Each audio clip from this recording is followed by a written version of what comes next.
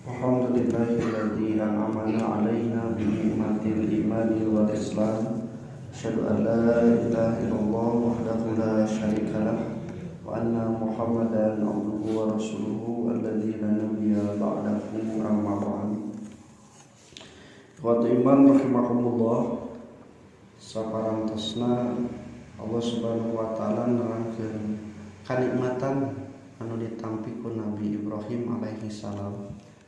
Dan tawisna nyaeta katurunanana hampir 2/3 pengikut Yahudi jeung Nasrani, ditambah Islam oge hampir 1/3 tina seluruh umat manusia memeluk agama yang diajarkan oleh Nabi Ibrahim alaihissalam.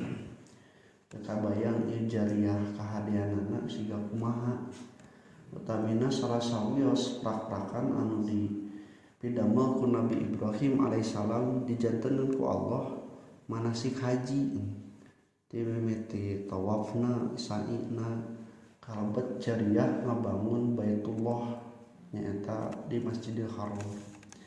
Nah, oke Allah Subhanahu wa taala ngemutan wa id ja'alna baita masabatan linnasi wa amna. Jeung emut nalika kami ngajadikeun al-bait, Baitullah itu tempat ketetapan bagi manusia untuk beribadah, wa amnan, dan kami jadikan sebagai tempat yang aman. Ini merupakan bentuk nikmat karunia Allah Subhanahu wa taala kepada Nabi Ibrahim. Ketika Nabi Ibrahim di Palestina dan Siti Hajar baru melahirkan Nabi Ismail, maka Allah memerintahkan untuk pergi dari Palestina ke kota Mekah, jarak sekitar 2000 km. Mun di urang mah jarak Jakarta ka Makassar. Itu teu make pesawat, teu make motor, lempang nu nuntun onta. Udag naon? Udag parentah Allah. Nepikeun ka pamajikanana nu karek ngalahirkeun mawa orok beureum nanya, "Bapak rek ka mana? Ai urang teh itu jauh jugjug angan di teang padahal mah di lembur we nya maklum istri." Tapi ketika dijawab ku Nabi Ibrahim rek nedunan parentah Allah jempe teu nyarita deui, henteu nanya deui, teu protes deui gitu. Nah kemudian ditinggalkeun tah Siti Hajar jeung Nabi Ismail teh biwadin ghairi di zar'in inda baitikal muharram. Nanti hiji tempat tempat eta teh gersang teu aya tatangkalan sama sekali, tapi da diparentah ku Allah kadinya tawakal we moal ngantep ai Allah nu marentah mah. Dan ternyata betul Nabi Ibrahim mendoakan faj'al afidatan nasi tahwi ilaihim, nun Gusti jadikeun cenanya hate-hate manusia teh di zaman harita nepikeun ka engke kiamat oge aya kereteg kahayang nu gede ngadatangan ieu tempat. Dan terbukti ternyata tiap musim haji itu Ka'bah itu sebagai tempat di Guinness Book of Record itu sebagai tempat yang diziarahi atau dikunjungi paling banyak, yang menampung 6-7 juta per satu kali ketika musim haji, belum ketika umroh. Nah, maka ibaratullah ini Allah Subhanahu wa taala ternyata mengabulkan doa Nabi Ibrahim. Tong wakamah nu acan nu geus ge hayang ka ditu. Nah, ieu barokahna nalika urang sadayana ka Masjidil Haram, ka Baitullah, rumah Allah. Al-Bait itu dari kalimat bata yang itu artinya itu adalah tempat tidur di waktu malam. Rumah itu digunakan sebagai tempat tidur di waktu malam. Tak lamun boga imah tara di sarean aing bait eta mah gitu. Nah, dinisbatkan menjadi bait itu kepada Allah Subhanahu wa taala untuk memudahkan bahwa ketika manusia mencari Allah itu salah satunya cara atau tempat yang dekat itu adalah ke rumahnya.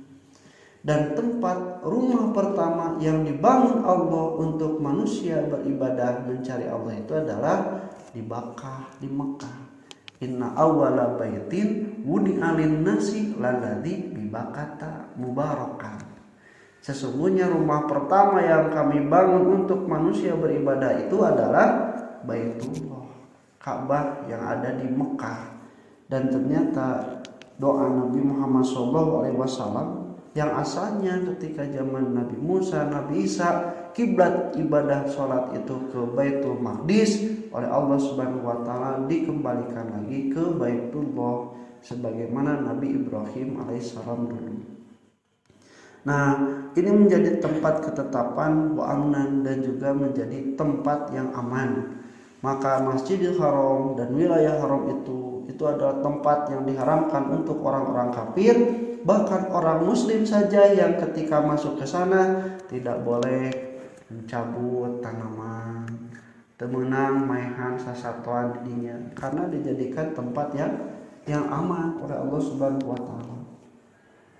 Wa ij'alna baita masabatan lin-nasi wa amna, kemudian wattahidu min maqami Ibrahim musallan, dan jadikanlah oleh kalian Muhammad dan kaum muslimin itu min maqami Ibrahim, dari maqam Ibrahim itu musallan, sebagai tempat sholat.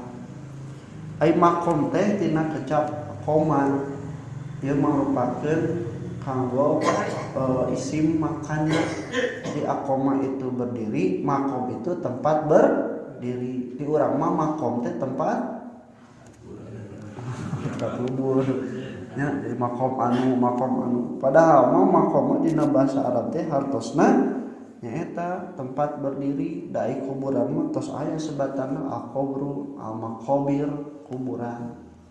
Nah, makom Ibrahim itu bukan tempat meninggalnya Nabi Ibrahim, tapi tempat berdirinya pertama Nabi Ibrahim ketika membangun Ka'bah bersama anaknya, yaitu Nabi Ismail, kayak di ayat salajengna. Itu pada dasarnya ketika itu makom Ibrahim itu dekat dengan Ka'bah, tapi di zaman Nabi Ibrahim, di zaman Umar bin Khattab radhiyallahu an, dimundurkeun dugikeun ka tempat anu ayeuna ku alatan. Ada orang yang ketika sholat itu menghadap Ka'bah merasa terhalangi oleh sekat tempat makom Ibrahim tersebut. Jadi sholatnya siga lain ka Ka'bah tapi ka makom Ibrahim. Nah, maka dimundurkan ke Umar bin Khattab sapertos nu ayeuna ngan ukur berbentuk batu tapak sampean di wadahan dina kaca, kemudian di tempatan sapertos kurung kitu eta makom Ibrahim.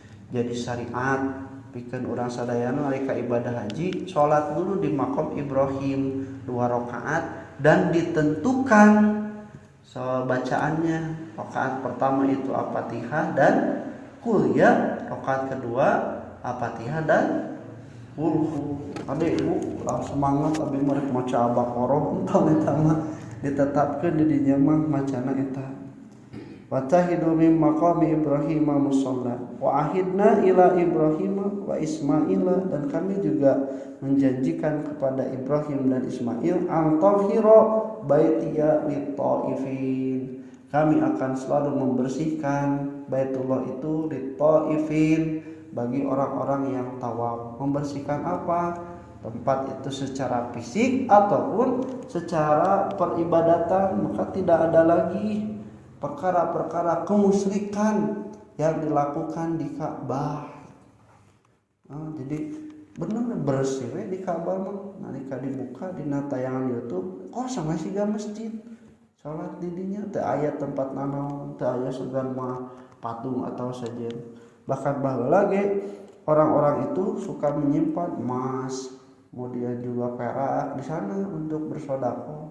Kemudian ketika itu jadi dikamanakeun artos zaman nalika Umar bin Khattab cenanya gaduh inisiatif, cenah ku kami rek dibagikeun weh ka jami nu membutuhkan.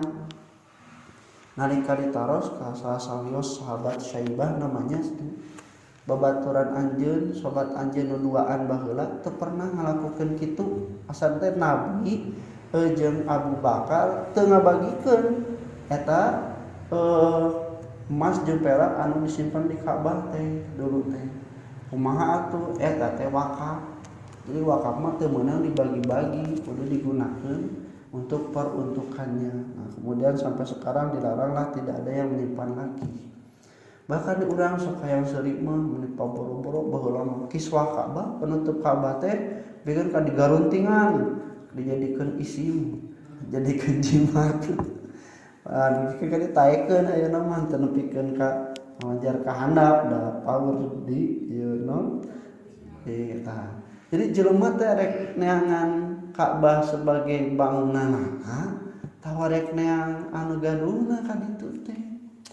Kun ka dicium, Ka'bah teh diciuman, teh diusapan, ka gering usapan nalika hoyong nyium Hajar Aswad belaan kumaha padahal cek Nabi hese-hese teh mantos istilah cenanya jarak jauh gitu. Tapi ku sabab ngarasa ieu teh keramat nepikeun ka kadang mah jadi perkara anu nyerepet karena kamusyrikan. Nah, Allah Subhanahu wa taala manasik itu harus dibersihkan dari perbuatan-perbuatan kesyirikan. Akhidna ila Ibrahim wa Ismail an tahira baitiya li taifin, orang yang tawaf. Putaran Ka'bah itu ternyata menjadi poros dan inti bumi itu ternyata ada di Ka'bah. Magnet bumi di Ka'bah itu adalah magnet yang paling besar dan tempat yang paling bercahaya di satelit. Salah satunya karena banyaknya lampu, terus nganggo nuklirnya. Kemudian juga karena putih-putihnya menjadi daya tarik yang sangat menakjubkan ketika dilihat dari citra foto satelit. Di Taifin wal Akifin, untuk orang yang itikaf juga, nah itu merupakan masjid barokahis sujud untuk orang-orang yang sholat.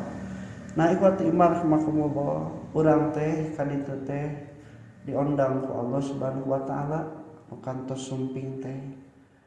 Kira-kira nu kantos kaditu mendakan sadayana teh Allah. Aya jelema geus teu kuat hayang balik cenanya cicing we di hotel batu mah ibadah tawaf manehna mah di hotel we yang buru-buru balik panas nepikeun ka muruhkeun ya tawaf pangmayarkeun tawaf teh ka aya nu kitu patarasana urang teh diundang ku Allah ka ditu manggihan teu Allahna gitu. Jadi nya eta teu sadayana jalmi anu diundang ku Allah ka ditu manggihan Allah pada eta teh Baitullah. Bahkan kan anu jadi ironi mah urang anu ka ditu nepikeun ka biaya gede istilah nama nabung lila oge. Ka ditu teh hayang menang kautamian, di antawis kautamian teh salat di Masjidil Haram itu pahalana teh 100.000 kali lipat salat di masjid biasa, bayangkan. Tapi ternyata karena terlalu dekat dan seringna nu dagang orang-orang Makkah ditu nya lamun waktuna salat ditarutuk dagangna teh ngan teu salat ka Masjidil Haram di dinya we dihareupeun toko. Bayangkeun urang mah hayang salat ka ditu 100.000 ganjaranna ieu mah ku sababnya sering teuing geus tepeka we di dinya we salat. Jadi kade lamun sering-sering teh itu menghilangkan kepekaan. Ya jika ibu jeung bapa meureun kagak bebarengan we pikeun ka bosen. Hiji waktos mah pisah heula bisa ameh kangen deui. Nah, ibu timbal makumullah, maka kalau misalnya tujuannya itu adalah dengan diundang ke Baitullah untuk menemui Allah, padahal tidak semua yang datang dan diundang oleh Allah menemukan Allah, maka bagi orang-orang yang tidak bisa dan tidak atau belum diundang oleh Allah ke Baitullah, undanglah Allah ke rumahnya, undanglah Allah ke masjid di tempat dia tinggal.